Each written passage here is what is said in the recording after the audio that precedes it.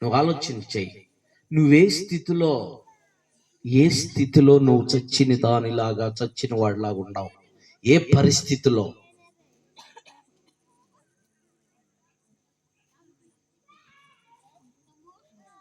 మనల్ని ఏలుబాటు చేస్తున్నటువంటి అపవాది మనల్ని ప్రతి దినం, ప్రతి క్షణం ఏదో ఒక రీతిలో మనల్ని పడగొడుతూనే ఉన్నది.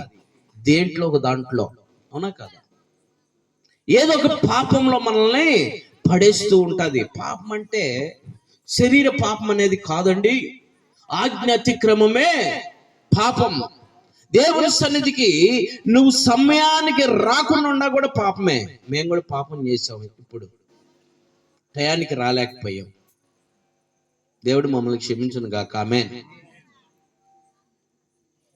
దేవుని సన్నిధికి టయానికి రాకపోయినా కూడా పాపమే.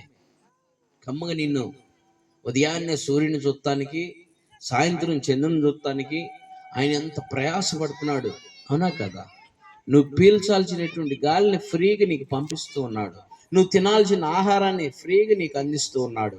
ఇదేంటంటే ఆహారం అందిస్తున్నాడు అంటున్నావు. మేము పని చేసుకుంటే డబ్బులు వస్తాయి, డబ్బులను బట్టే కదా మేము ఆహారం తెచ్చుకుంటుంది. ఆహారం అయినా దేవుడు ఆజ్ఞ లేనిదే మొలకెత్తదు, అవునా కదా అమ్మా? అవునా కదా? దేవుడు మొలకెత్తటానికి కూడా దేవుడు భూమిని ఏం చేశాడు?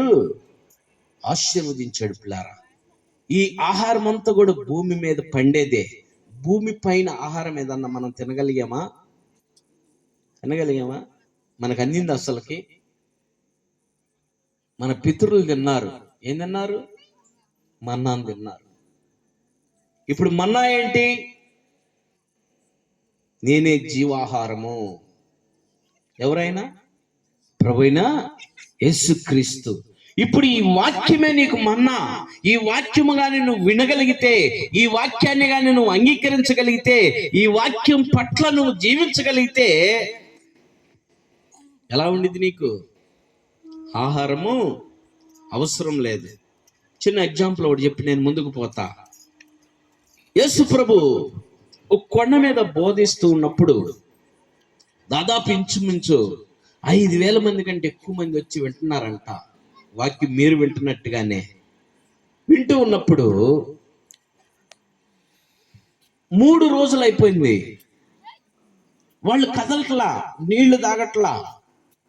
3 రోజులు ఆ వాక్యం వింటూనే ఉన్నారు.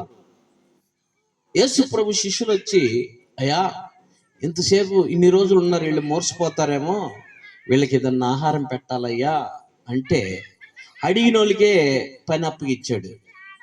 సరే తీసుకురండి, ఆడకన్నా వెళ్ళాను. ఆయన చెబుతూ ఉంటే ఎవరు కదలలేదు. వీళ్ళు వచ్చి అడగంగానే సరే